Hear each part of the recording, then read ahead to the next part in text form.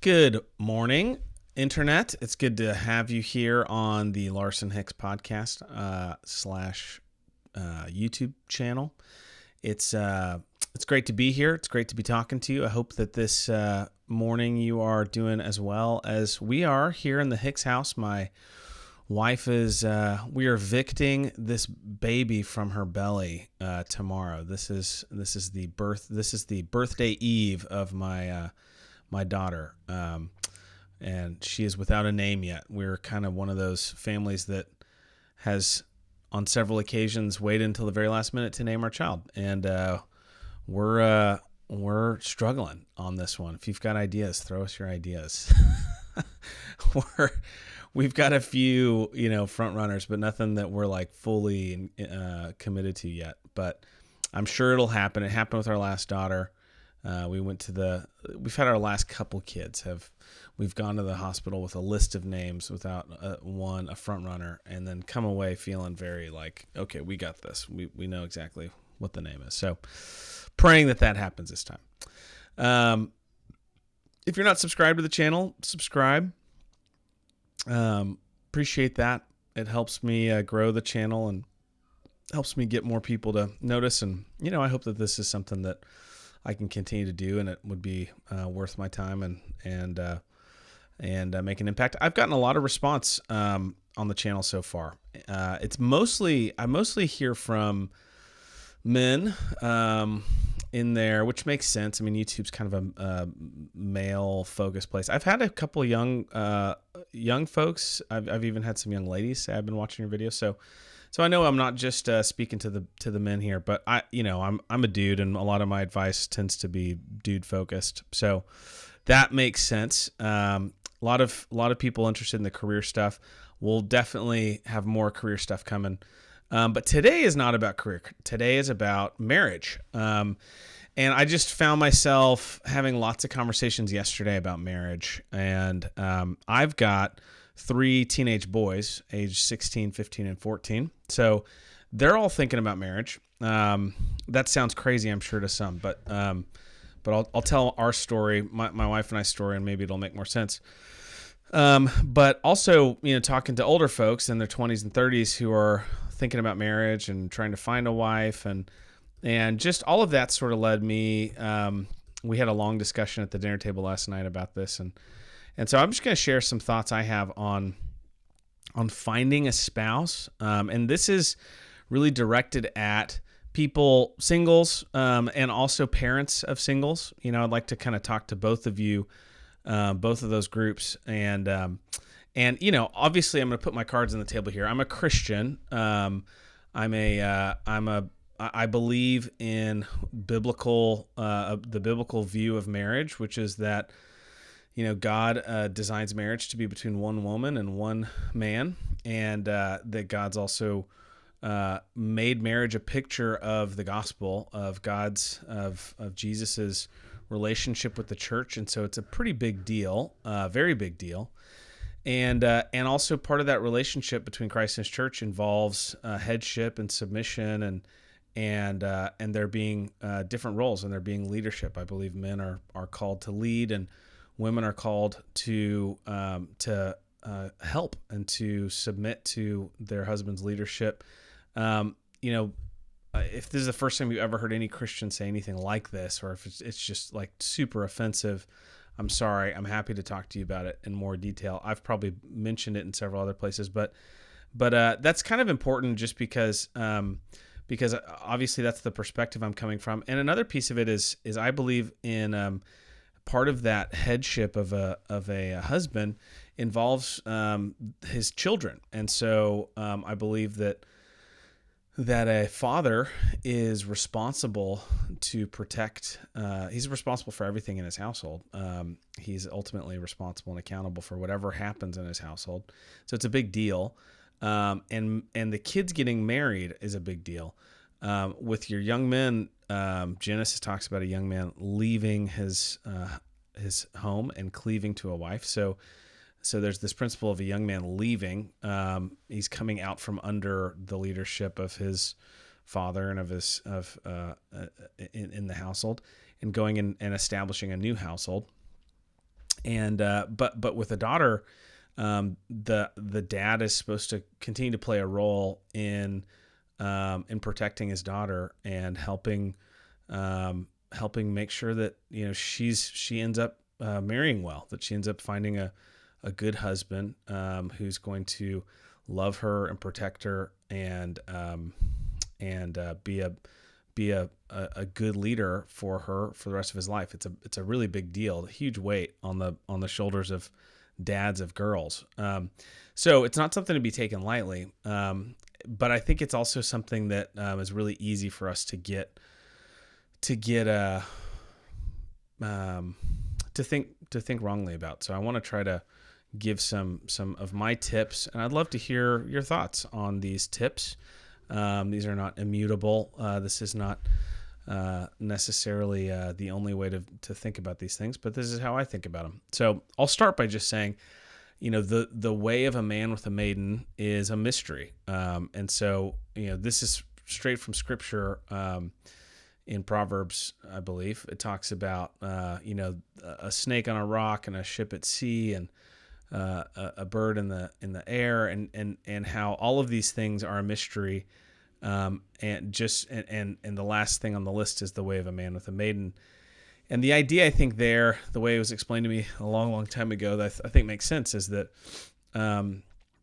there's not like in all of those examples, a ship at sea or a snake in the sand, I believe is what, or a snake on a rock, and a bird in the air. There's not like a pathway, right? There's not like a road or a path or a trail that they're on. And you don't even know where they've been, like they're not leaving behind even footprints or a track. It's like I think the author of Proverbs is trying to say, this thing's a mystery. The way that a man and a woman come together, fall in love, and there's not really a formula for it. There's not like a set path that we can all just sort of follow. And so I think that's the first thing to say, is that I think we're all tempted. Me and my wife have our own story. I'll tell it really briefly here, but we're tempted to try to fit our kids into the mold of our story, and I want to be careful not to do that, but at the same time trying to draw as much wisdom as we can from that experience. And so real quick, so that's the first thing. If you have read some book about marriage, I think it's important to, if the author of the book didn't say this or didn't really emphasize this, to make sure that you distinguish between principles and methods, that there are principles from Scripture, there are principles of wisdom that you can gain and pick up from other people, but methods are something you and your wife have to figure out for your family and for your kids, and methods are going to look different, and so don't get too wrapped up in the terminology you use.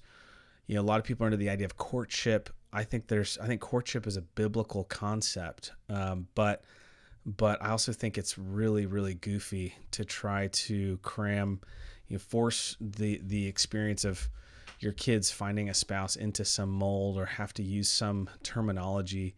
A lot of times, my friend Michael Foster talks about LARPing, live action role playing, and this tendency that we Christians have a lot of times to LARP. And it's like, well, let's dress up like prairie muffins and pretend like we live on the prairie, and let's use old school words and terminology. And I think that's goofy. And I also think when it comes to dating and courtship, there are a lot of people, I think the way that a lot of people apply courtship is really bad.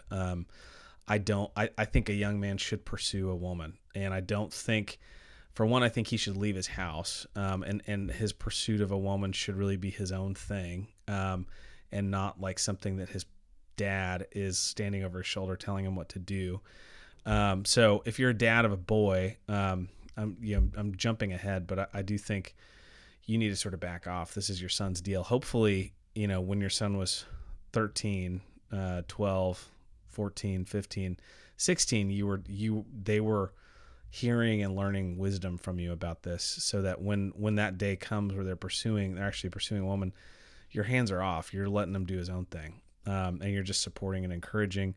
And of course, if he's coming to you for wisdom and advice, what a blessing. You've done a great job. If your son respects you enough to want to know what you think. I can maybe talk about some of that too.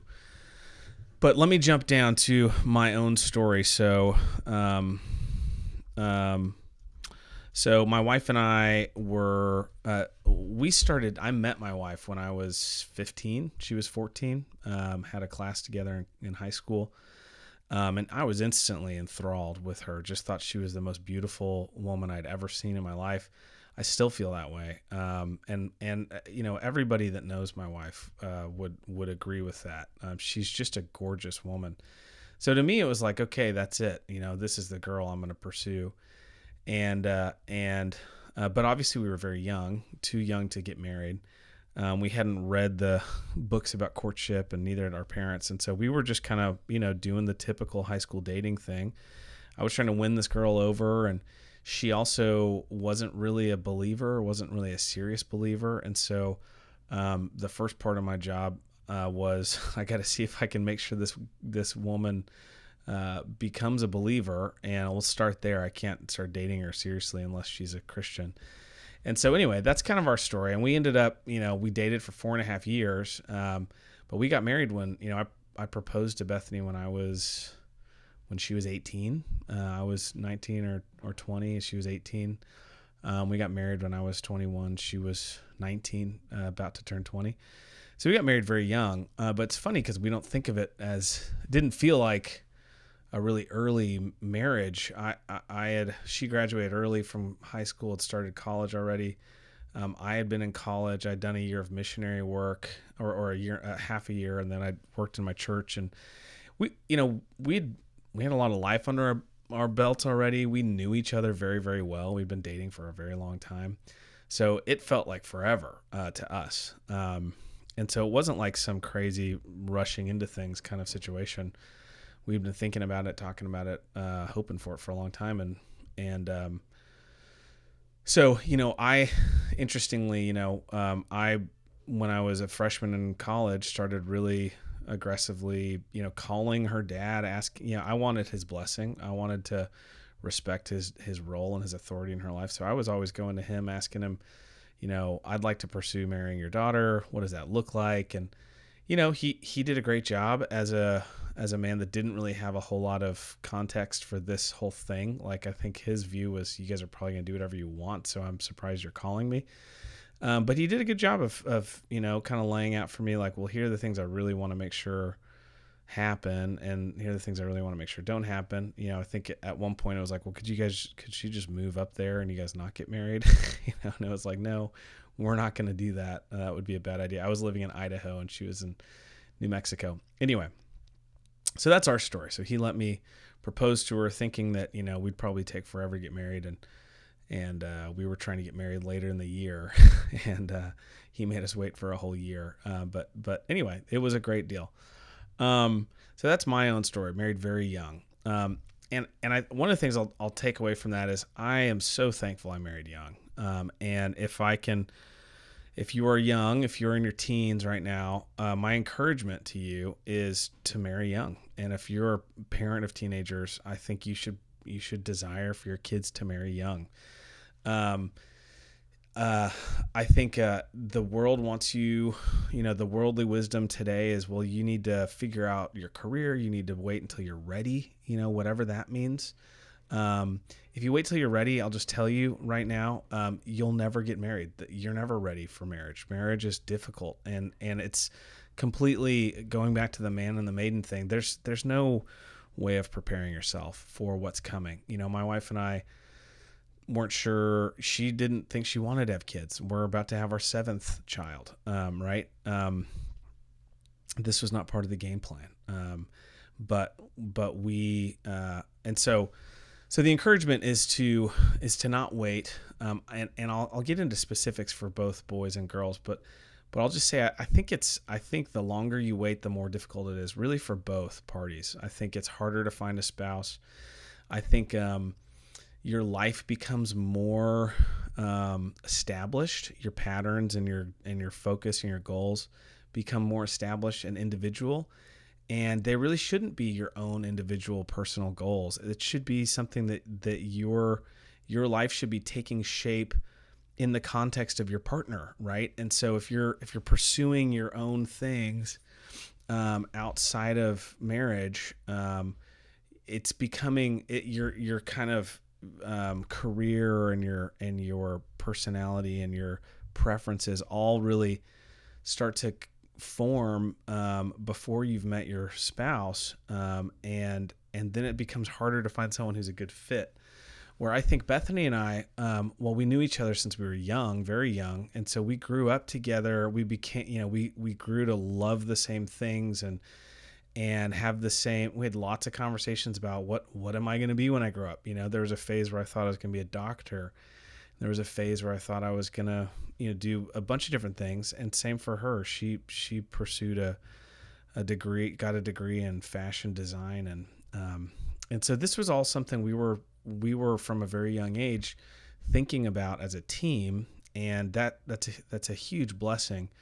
And we're becoming like one another and loving the same things. And while the concrete's still wet, versus the concrete sort of hardening and then it becoming really difficult and painful to try to make that fit now with somebody else.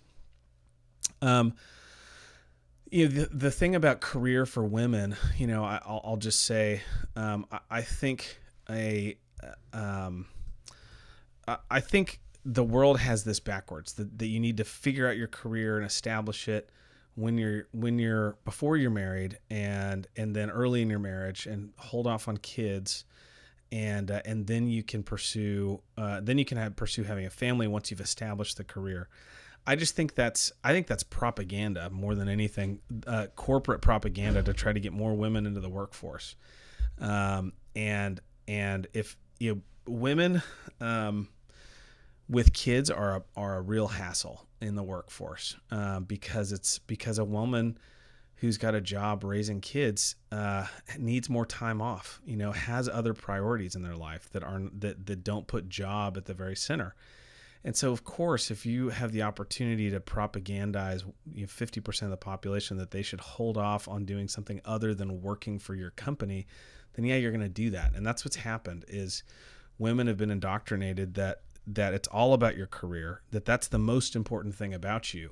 And if you don't pursue that first, then you're less than human or something. My wife always likes to talk about her name's escaping me. The famous French chef lady. I want to say Joan, but that's not it. Anyway, it'll come back to me. But this, hold on, I'm going to hit pause. There it is. Julia Childs. Sorry, my brain, I was driving me crazy. So yeah, Julia Childs, Bethany likes to talk about her story where she had a family, had kids, and didn't discover cooking until after her kids had left the home, and then dove deep into it and became awesome, and is now one of the most famous chefs of all time. And so Bethany's point there is like, having kids is not the end of your opportunity to have a career. You have a lot of life ahead of you. You have a lot of years. There are tons of women who have empty nests and go build up a great career. And it's not like you're not learning while you're during those years. It's not like those years are just throwaway years. You are becoming a human being, a fully formed human being who understands, and gaining tons of wisdom and experience over those years, and you come out the other end of it a much more valuable asset to a company or to a business. The other thing, if you look at my videos, is I'm really interested in the household and in women pursuing building their own household, like building business within their own household. And so it doesn't need to wait until the kids are out of the house. As a matter of fact, it should start early, as early as you can, and get your kids involved too. There's a point, pretty early on where your kids can actually contribute and be a part of the the family business. So I think that whole concept that you have to wait, you have to get all your degrees and all your training and all your experience and then get married or then have a baby or have babies is a real lie. And part of the lie that they're not telling you or they're de-emphasizing is the fact that just physiologically you can't have babies later in life. There is an expiration date on your ability to have babies. I read an article the other day about a woman who was on the cover of a famous magazine, and it was in like the 90s, I think, and they was talking about how this is the new face of career women. This woman's frozen a bunch of her eggs so she can really go hard and pursue her career, and then she's going to have babies on her terms when she's ready. And this was like 15, 20 years ago or something. And she ended up, it's really tragic, but she ended up going, that woman that was on the cover of the magazine, who probably inspired thousands of women to do the same thing. It just came out that she went to try to have kids with these frozen eggs and via IVF, and it failed. None of the eggs were, some of the only eggs that were viable ended up not implanting, and it was just a mess. So you can't be God. You don't get to play God. God's designed the world and creation a certain way. And part of that design is the fact that having kids and raising kids is really exhausting. It's hard work. And it's really a young man and a young woman's game. It's not something that is easy to do later in life. And I think back even to, I'm coming up on 40 soon. And I look back to when my oldest three boys were 1, 2, and 3, and it was exhausting. Those kids were crazy. It was so much work, and I was finishing school and I was working multiple jobs, and so was Bethany. I mean, it was a crazy time, and I could not have done that. I can't imagine I could do that now. I just don't think I have the energy. And so it's a good thing to do this while you're young and stupid and have a lot of energy and don't need a lot of sleep. So all of that to say, I think marrying early is a great thing. There's 25 other reasons why. Doug Wilson's got a wonderful article. I want to say it's like 7 reasons why men should marry before their, I think he says 23rd birthday, maybe 27th, but it's a great article. If I remember, I'll try to link it below, but I've shared it with a lot of young men who are kind of getting up there and are still sort of waiting for the perfect girl or whatever. So let's talk about kind of picking a husband, picking a wife. Some general principles. I just think if these things should be obvious, but there are also things that people won't say a lot of times. But men want to marry a pretty girl. Okay. Men want to, and there are people who will try to make like an evolutionary argument, and sure, it makes sense. They're looking for a woman who's going to be fertile and is going to be able to have children for them. I know that's not what I was thinking about, at least not consciously. But I do know as a young man, I was very interested in my wife because she's beautiful. I was completely taken with her because she's beautiful. And I said this at the dinner table last night. I am so thankful that I married a beautiful woman. It makes life such a blessing for me every morning to wake up and turn around and see my beautiful wife laying there next to me. It's a huge blessing to have a beautiful wife. And so that's something that is a priority for men, and I don't think it's a bad thing. I think there are men who have unrealistic, expectations of how beautiful their wife needs to be, a supermodel, or she needs to be, super tall or super skinny or super whatever. And I think a lot of that's really dumb, and men should, some of their views of what's beautiful and what's not need to be retrained. But all things being equal, men want to marry a really beautiful woman. It's very pretty. Beauty is high on the list of priorities for a man. among other things, obviously. And I think a wise father and mother should train their boys what else to be looking for, because that's the proverbial wisdom is beauty is deceptive. And so we're also training our boys. We've had this experience in our home where our boys come home, and say, wow, that girl is really pretty. I'm really interested in her. What should I do? And our encouragement to our boys is, it's great that she's beautiful. What a blessing. Try before your heart gets ahead of you, and you start to get really Twitter-pated. Try to create some distance and try to observe her as an observer and see what kind of woman she is. What kind of character does she have? Is she smart? Is she funny? Is she godly? Does she respect her parents? Does she interact well with younger people? Is she obsessed with being the prettiest looking girl in the bunch, or does she have humility, and does she care about people versus things and stuff, right? So like those are the kinds of things we're asking our sons to do after they recognize that, wow, that girl's beautiful. That's great. Check that on the list. Now let's go through the rest of the list, right?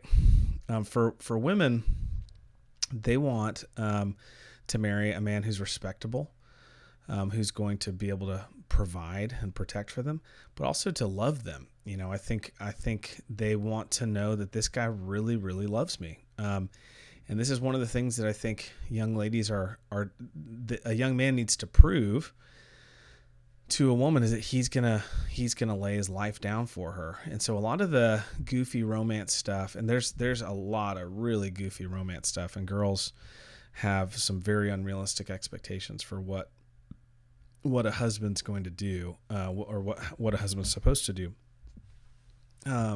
Surprising her with flowers and vacations and presents and super crazy, thoughtful, extravagant gifts or whatever. That stuff's all cool for movies and stuff, but but not terribly realistic. But at the same time, a young man should be pursuing a woman. Like it's not like a wife is not like a right that that God owes him for being a man. Like, I'm a man, so I need, I deserve a wife, and some, girl or some dad in my church, in our church community, is going to just give me their daughter, and I deserve that. Whatever. That's crazy. You don't deserve anything.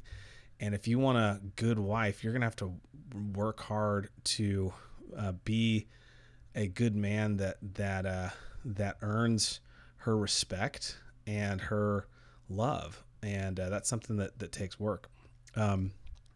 So advice to parents of boys, again, I'll just say, don't wait too long.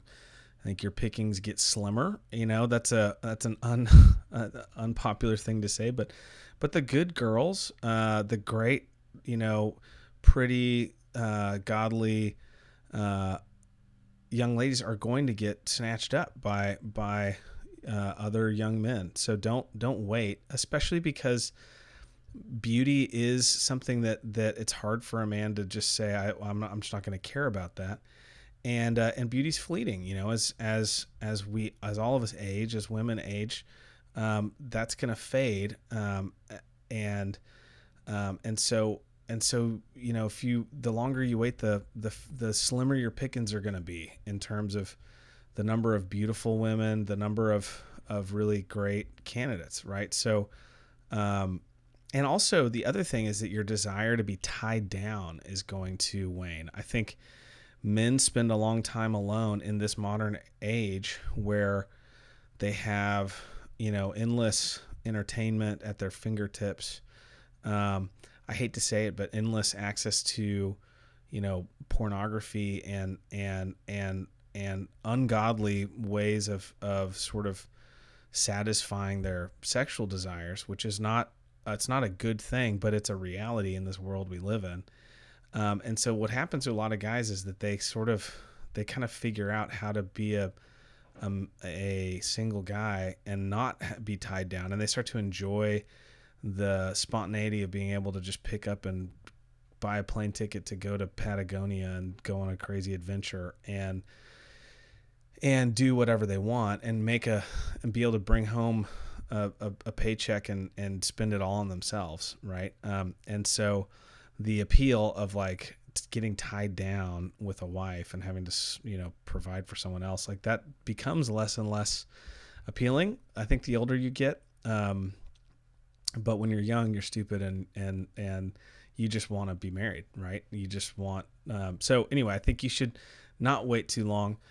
Again, I said this earlier, but I think for parents of boys, this is your son's decision, and your job is to support and encourage them in that, process, and to not say stupid things that you can't take back. Your kid may be interested in a young lady, and your first response is, shouldn't be, but do you really like that color of hair, or something stupid, or, is that, what do you think about her body type? Like, is that, like, there's just so many stupid comments, or I thought that she was really, unintelligent. Like, someone may appear unintelligent the first time you meet them, cause they're shy. Right. But a parent could say something like that, and a son, who's already fallen in love with this girl, and decide to marry her, that's never going to go away. My parents think that this girl is dumb, and that's going to create tension. Don't do that, right? Be wise, parents of boys, and support and encourage them, and obviously ask them questions. What do you think about her, XYZ? What do you think about her character? What do you think about her sense of humor, her intelligence, all those things? You can be as picky as you want to be, young men can be, but you don't get to be picky after you get married, right? I've heard Pastor Wilson say, you can choose to marry a woman. You can choose that you only want to marry a woman who's 5'8" or whatever, but you don't get to divorce a woman because she's not 5'8", right? So you get to have whatever standards you want, but ultimately the principle is that you choose your love, and then you love your choice. This is so you can choose who it is you're going to love and who it is you're going to marry, but you also need to be fully aware of the fact that that is your wife, and you are 100% hers for the rest of your life. The other thing I'll mention, I alluded to this earlier about sons, is gosh, you really do want to be in a position where your sons respect you and value your opinion. And this takes hard work, leading up to all of this. Your kids get to 16, 17, 18 years old, and all of a sudden you want them to care what your opinion is. That has to have been established a long time prior to this. And that's probably, other videos, but I'll just say that's an important thing. And one of the crazy blessings in my life has been my older boys coming to me and saying, Dad, what do you think about this girl that I'm interested in? And being able to say, well, think about this and think about that. And what do you think? And encouraging them to think clearly, and watching them take my advice, and watching and saying, and even saying things like, what about this girl, or this other girl? They seem interesting too because of this reason and that reason. And watching them, actually take that advice. When I was my kid's age, I wasn't going to my dad for advice on kids. On girls, for one. And for two, I was way deep into just fully in love with Bethany. There's really no turning back at the point that my parents might have wanted to have an influence. I was already fully committed, just in my heart. Right. And so having boys who will come and talk to you early, before they are Twitter pated. And that's one of those things where the wisdom of a father will be, son, you need to protect your heart. You need to protect her heart. That's your job. Scripture commands you to treat other women as sisters and not to single them out. That's something we encourage our boys to not single girls out. And my whole thing is, because marriage is a garden, it's this glorious, blessed garden that's full of delight and pleasure and joy. But it's so valuable and so important that we have to protect it. And so that girl that you're interested in kind of flirting with and fooling around with, let's say, you're disrespecting her future husband and their future marriage. You're not holding marriage in high regard and keeping the marriage bed undefiled. And so we have to have enough respect for each other and treating our neighbors, loving our neighbors. You know, if the question for my boys is, would you want some other guy treating your future wife the way that you're treating that girl? If not, then knock it off, right? Because she's not your future wife yet, right? You're not at a place where you're ready to propose and become her husband. So don't treat her in a way that you wouldn't want some other man treating your future wife. So if you can kind of lay that groundwork for your boys so that they're not getting out ahead of themselves with girls and falling deeply in love with girls before they're engaging their brain, and engaging wisdom, then you're gonna make that a lot likelihood of success there a lot higher. With girls, again, same advice: don't wait too long. I've already alluded to it, but beauty is really important. Physical appearance and beauty is really important to guys, whether you like it or not. This is how God built the world. And so assuming that, well, I'm attractive enough, and I'm going to go get 2 or 3 degrees and get a head start on my career. And then I'll start to think about, marriage when I'm ready. You're the same problem. All of the go-getter guys are going to go get a girl, and you're going to be left with the guys who struggle who potentially you're going to be left with guys who struggle to make a decision and struggle to take initiative and pursue. And yeah, you might get lucky, and get the diamond in the rough who nobody noticed and who kind of squirreled themselves away. But I just think your pickings get slimmer as well. And so don't wait too long. I also think I think in the way that I think guys become less interested in being married the longer they wait. I don't see that with women. I see women get more and more interested and more desperate to be married the older they get. But they've sort of become unmarriable, because a woman wants to marry up. She wants to marry a man who is of higher status than she is.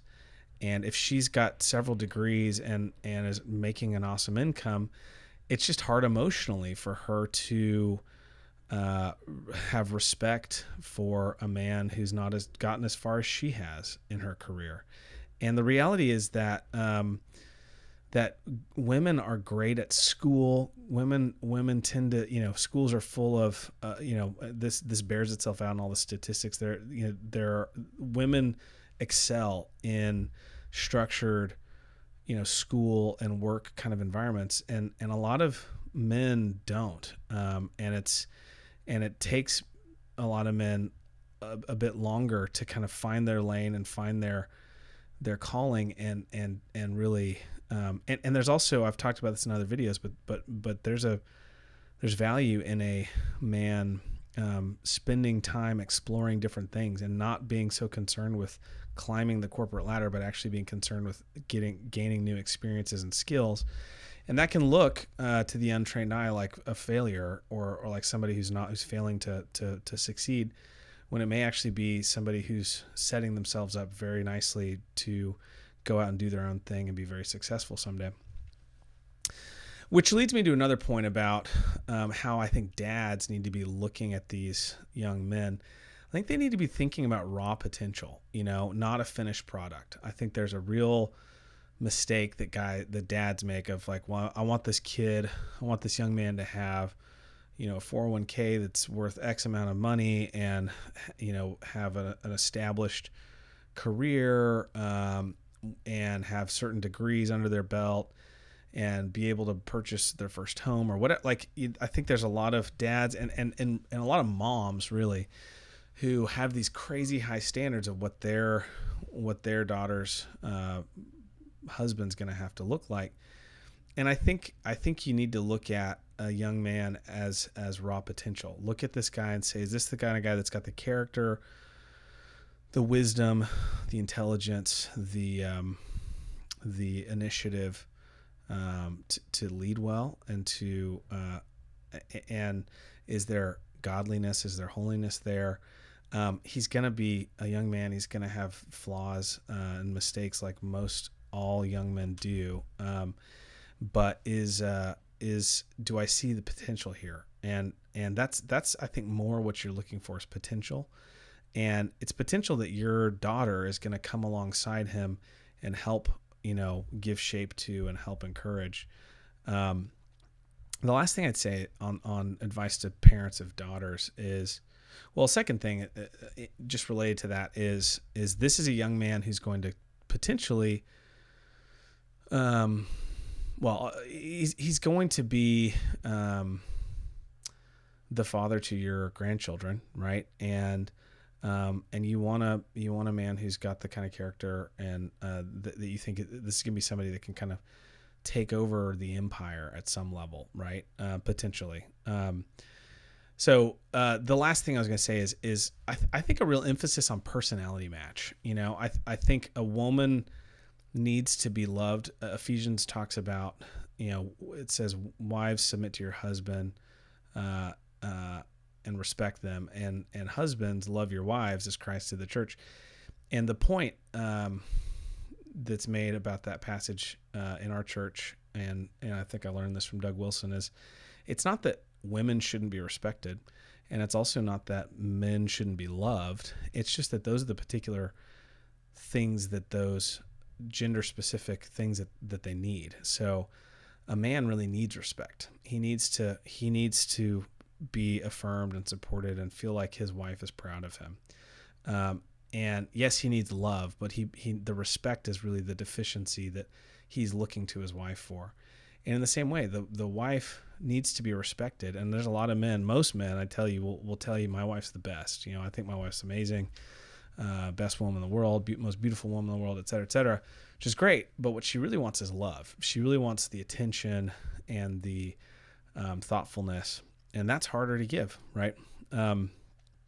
So I think that's where personality match is really important. I think, dude may have all of his ducks in a row, but does he make your daughter laugh? Like, does she enjoy being around him, think he's funny?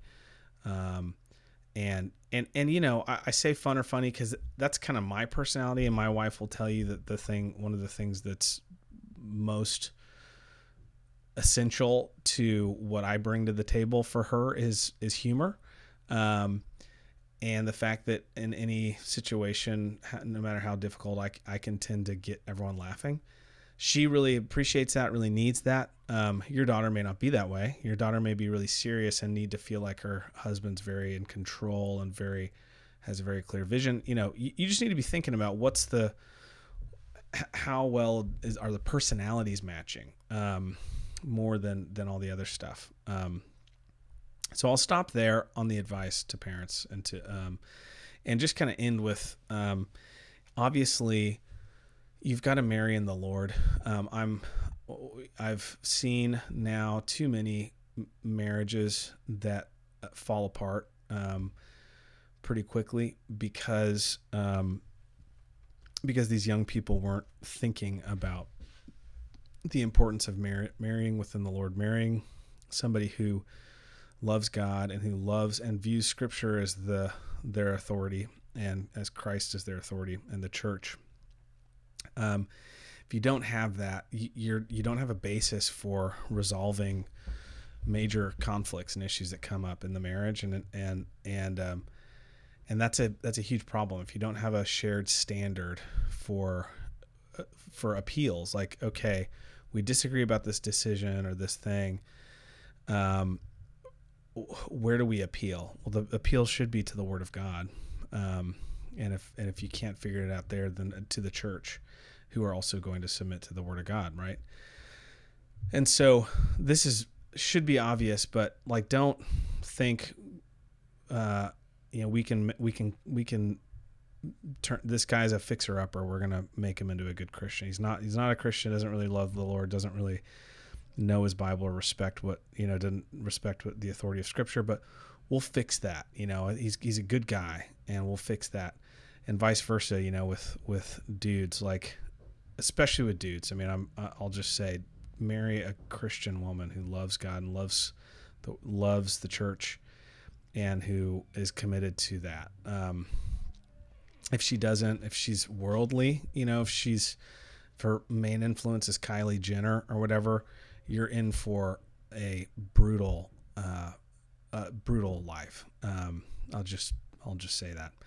And the last thing I'll say is premarital counseling. I think in our church, anyone who wants to be married in our church is going to have to undergo some pretty extensive marital counseling. I think you've got to get on the same page. I don't know that my wife and I had much marital counseling. The huge blessing of our life was that the first Sunday that we showed up together as a couple at church, our pastor started what ended up being a year-long series on marriage. And so we got this just crash course for a year, not a crash course, this real intensive course in marriage. And every Sunday, just like, okay, that's another thing we need to work on. It's another thing and it was gospel centered. It was always pointing us back to Christ's redeeming work, but also lots of encouragement towards specific actions and specific areas of sin and temptation. And so anyway, premarital counseling, huge deal. This has been a long video. I hope that it's been helpful. Thanks for tuning in, and we will see you here on the show next time. Cheers.